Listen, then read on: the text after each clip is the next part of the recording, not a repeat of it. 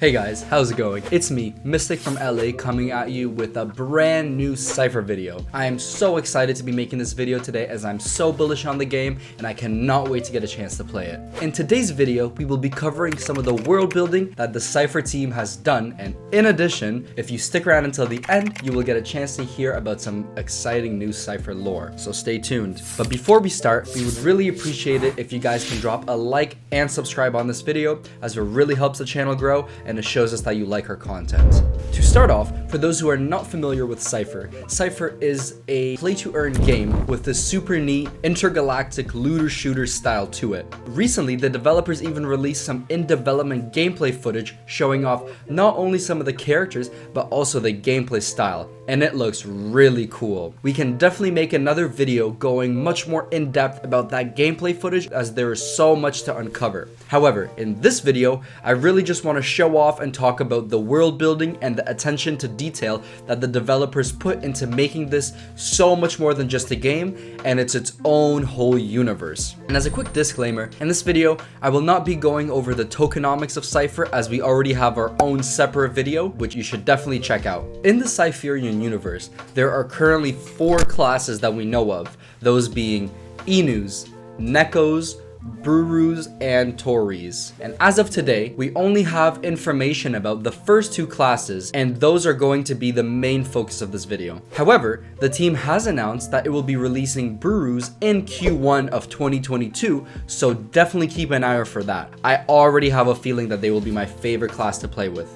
Each of these classes and subraces also have their own unique playstyles and abilities that suit their characters. So the very first class that we are introduced to in Sipher are the Inus. These are considered to be the soldier class of Siperia, and their playstyle and abilities do a good job at portraying that. However, not all Inus are born the same, as there are 4 different subraces that encompass the Inu class. Those being Canis, Cyborg, Bio-Z, and Cosmic. Let's break down what each of these subraces mean. Canis are the original and most common subrace of Inus. They act as the jack of all trades type warriors and are very versatile. Whether it be with a gun or a melee weapon, they can do it all. With their skills focusing on overall boosts such as increased movement speed, HP, and attack speed boosts, they can dispose of enemies in no time. Up next are the Cyborgs. These are the mechanical augmentations of the classic Inus made by the Sipher mad scientists. These soldiers have gone beyond the limit of normal Inus, as they are part Inu, part machine. In addition, their different mechanical body parts can then be further upgraded in the laboratory to unlock new skills. Cyborgs focus on using their super strength and mech bodies to overwhelm foes in combat. The Cyborgs' in-game abilities include Super Strength, Cybercharge, which increases attack range, and a grappling hook that uses their mechanical body to pull themselves towards an object or an enemy. If we think about this in League of Legends terms, this class is a mix of both Victor and Blitzcrank for the grappling hook, but it's more of a Nautilus because they pull themselves towards as opposed to pulling the object back. Now, taking a deeper dive into the Siperian universe, we can find the next subrace, which is the Bio-Z. Somewhat similar to the Cyborgs, Bio-Z are biologically upgraded super soldiers that, opposed to having mechanical augmentations, are biologically augmented. Both Bio-Z and Cyborgs have been altered by the Siperian mad scientists, and seems like they've been quite busy with their evil schemes. Additionally, they can also use and upgrade their body parts in the laboratory to be used to unlock new skills in combat, which is so cool. These half-dead super soldiers are all about peak evolution and possess unreal amounts of HP. They use this to their advantage, as they can easily regenerate from damage during combat and can even imbue life seal into their combat abilities, which can prove to be very useful. Additionally, they are also quite adept at biological warfare, as they are no strangers to inflicting infectious chemicals and diseases into their opponents who simply cannot match their biological alterations. And lastly, we have the Cosmic subrace, who are arguably the most mysterious and powerful Inus in the Cryptoverse due to their cosmic powers that were mysteriously granted to them by a higher power. They will be able to collect scattered cosmic energy throughout exponentially expeditions across Siberia to unlock new skills to be used in combat. Not a lot is known about these soldiers other than that those who meet them in combat are rarely fortunate enough to tell the tale of the Cosmic Enus. The Cosmic Enus can use a force to create gravitational effects such as a force push and a force pull. They can also time warp and go back in time by a few seconds, similar to that Echo ability in League of Legends. And they can also use invisibility, which makes it even harder to expect their movements and attacks. They are very rare and a dangerous class of Enus, and rightfully so. This wraps it up for the Enus and all its subraces. Let me know down in the comments which subrace is your favorite and why. Jumping straight into our next class, we have the Nekos, Dark Roamer's personal favorites. Don't ask me why. Unfortunately, at the date of this video, we do not have as much information about the Nekos and the other classes as we do about the Enus, but I will do my best to try to cover all the information that we currently have. So far, we know that the 4 subraces in the Neko class are Felis, Synthetic, Phase Walker, and Crystallis. Felis make up the majority of the Neko race. Those chosen were sent under the banner of the Cypherian Flash to reinforce the first fleet in combat and exploration. All Felis possess strong and unique capabilities for flashy and high-speed combat. Though the origin of their ability to survive is still an enigma, some even say that they've got 9 lives. My predictions are that the Nekos and the Felis will act as a more agile, ranged killers who use their quick speed and killer cat instincts to take out foes at a safe distance. Up next, we have the Synthetic. So synthetics are similar to cyborgs as they are full amalgamations of flesh and machine, created to leverage the highest capabilities of high-tech machineries that they have to offer. Possessing heightened levels of intellect through their ability of rapid autonomous learning and physical resistances have given them a massive technological advantage in the field. It seems like synthetics will possess slightly more movement speed, resistances, and combat utility given their superior intellect and a variety of bonuses that their cybernetic bodies can provide them. Phase Walkers are a result of interdimensional portal experimentations by the mad scientists. However,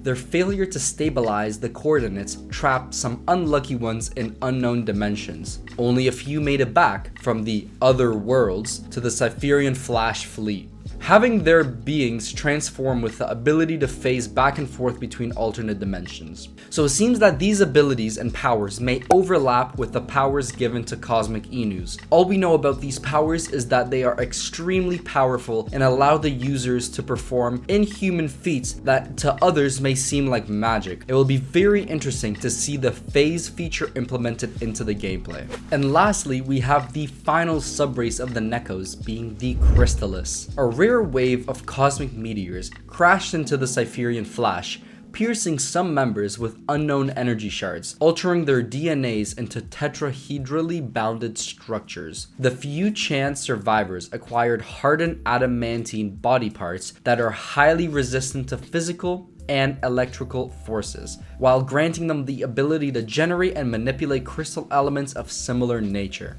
It seems like in addition to the increased physical and potential elemental resistances, these members can also manipulate their DNA to generate and manipulate the energy shards, similar to diamond bending from Avatar: The Last Airbender. These are the 4 subraces of the Neko class. I will definitely make a follow-up video once we get some more info on these classes and their abilities, or about the upcoming 2 classes that I want to talk about now.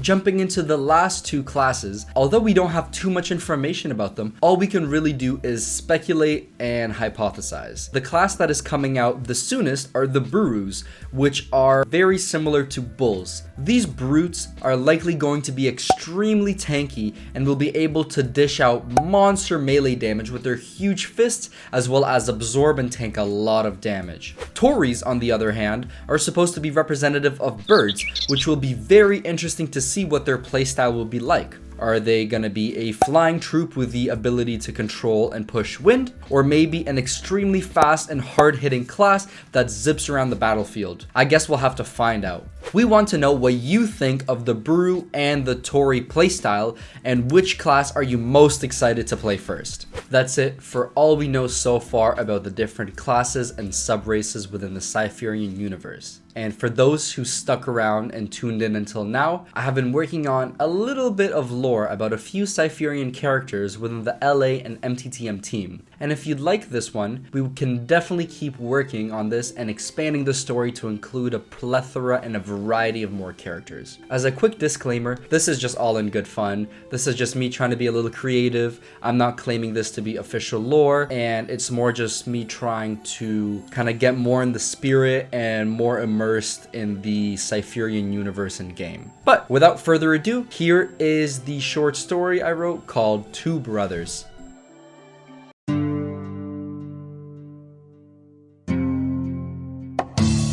Within the deep ranks of the Shade Brotherhood, one of the most prestigious and respected factions in Cypheria, lies a small band of intergalactic bounty hunters and warriors with a common goal: money and power. Looking at this group of warriors and assassins, you might be wondering how they all came together to form one of the most powerful intergalactic squads. This is how the story of how they came to be. It all started with Hashirinu and his brother Takumi, who grew up on the streets of Cypheria, doing anything they can to survive.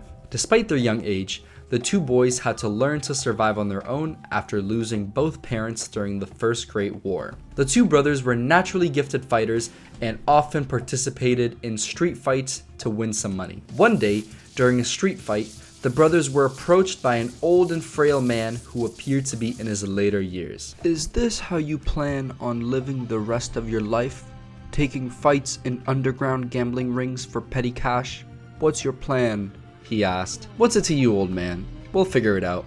We always do." "You should really mind your own business, you know," replied Hashirinu with a smug attitude. "Being strong will not always win you fights. It takes clarity and intelligence to outdo your opponents. You are lost, I can tell. Come with me, and I will teach you how to be the greatest warriors you can become," said the old man with a smile. After some discussion between the brothers, they hesitantly followed the old man, keeping their guard up at all times. They arrived to this large temple at the top of the mountain. "This is where I will train you two to become the next wielders of the ancient fire and water techniques. Your power does not just come from muscles, but also your resolve and will. The more you can hone in those two aspects, the greater your power will grow," said the old man. And so, the brothers began their trainings.